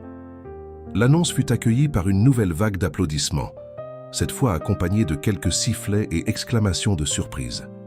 L'image du redouté tsar de glace, déclarant publiquement son amour pour une ancienne cuisinière et sa fille, était, pour le moins, surprenante pour ceux qui ne connaissaient que sa personnalité d'entreprise. Tandis que le trio coupait symboliquement le ruban d'inauguration, Julie ne pouvait contenir son enthousiasme. « Maintenant, on est une vraie famille, n'est-ce pas ?» murmura-t-elle en regardant Céline puis Richard. « Nous l'avons toujours été, » répondit-il, sentant une profonde certitude dans ses paroles. « Nous avions juste besoin de nous retrouver. » Dans les mois qui suivirent, l'Institut culinaire Horizon dépassa toutes les attentes. Les jeunes de la première promotion firent preuve d'un talent et d'un dévouement qui impressionnèrent même les chefs les plus expérimentés invités à donner des cours spéciaux. Les médias suivirent avec intérêt le développement du projet, soulignant comment un programme social authentique transformait non seulement la vie des élèves, mais aussi la culture de l'une des plus grandes entreprises du pays. Richard, Céline et Julie s'installèrent dans une maison spacieuse, à Neuilly-sur-Seine, ni aussi ostentatoire que son ancien appartement, ni aussi modeste que leur ancien logement. Un juste milieu qui symbolisait parfaitement la nouvelle vie qu'ils construisaient ensemble, fusionnant leurs mondes si distincts en une harmonie surprenante. Les matinées dans la nouvelle maison commençaient tôt, avec l'arôme du café frais et le son des rires dans la cuisine, un contraste frappant avec les réveils solitaires et silencieux que Richard avait connus pendant si longtemps. Les soirées se terminaient par des jeux de société, des films en famille ou, le plus souvent, des expériences culinaires menées par Julie, désormais officiellement la chef de la maison. Au 6e mois de fonctionnement de l'Institut, ils organisèrent un dîner spécial, entièrement préparé par les élèves pour des invités sélectionnés. Investisseurs, partenaires, familles. Ce fut une soirée de célébration non seulement du succès du programme, mais aussi du voyage extraordinaire qui les avait menés jusque-là. En observant la salle remplie de gens souriants, savourant des plats préparés avec technique et cœur, Richard ressentit un contentement profond qu'il n'avait jamais connu en des années de réussite professionnelle. Céline s'approcha, enlaçant sa taille d'une étreinte discrète. « Heureux ?» demanda-t-elle, observant son visage contemplatif. « Plus que je n'aurais jamais cru possible, » répondit-il avec sincérité. « Parfois, je me demande ce qui se serait passé si Julie n'était pas apparue ce dimanche-là avec son sac d'ingrédients. » Céline sourit. « Le destin a des chemins mystérieux. Peut-être nous serions-nous retrouvés d'une autre manière, à un autre moment. Ou peut-être aurais-je continué à vivre cette demi-vie, sans jamais découvrir ce que je manquais. » À ce moment, Julie les rejoignit, radieuse dans son uniforme de chef en herbe. « Vous devez goûter ce que Léa a fait. C'est un dessert incroyable, avec du chocolat et des fruits rouges. » Tandis qu'il suivait la fillette enthousiaste jusqu'à la table des desserts, Richard réfléchissait à la façon dont un simple plat de pâtes à la sauce tomate avait déclenché une transformation si profonde dans sa vie. Comment le goût de la nourriture préparée avec amour avait ouvert des portes dans son cœur qu'il croyait définitivement fermées. Dans un coin de la salle, une petite exposition racontait l'histoire de l'Institut. Parmi les photos et les textes se détachait l'image encadrée qui était autrefois cachée sur l'étagère de Céline, le portrait d'une jeune cuisinière serrant dans ses bras un garçon sérieux au regard triste. À côté, une photo récente. Le même couple, maintenant avec des décennies de plus, accompagné d'une fillette souriante aux cheveux bouclés. Le passé et le présent, enfin réconciliés. L'histoire qui avait commencé par la perte et la séparation, maintenant réécrite avec les retrouvailles et la plénitude.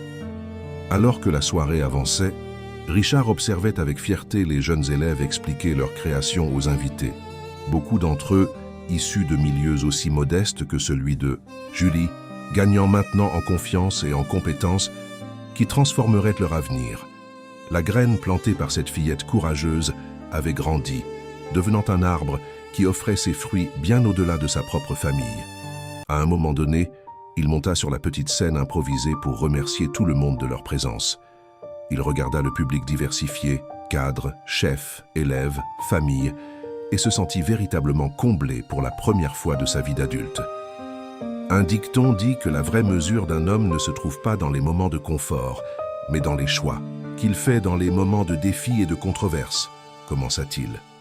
Pendant des décennies, j'ai mesuré ma valeur au zéro sur mon compte en banque et au pouvoir que j'exerçais. Aujourd'hui, j'ai appris que la vraie richesse réside dans les vies que nous touchons, les cœurs que nous réchauffons les opportunités que nous créons pour les autres. Ses yeux rencontrèrent ceux de Céline et Julie au premier rang, et l'émotion faillit l'empêcher de continuer. Il y a quelques mois, une fillette déterminée m'a appris que l'ingrédient le plus important de toute recette, que ce soit un plat ou la vie elle-même, est l'amour.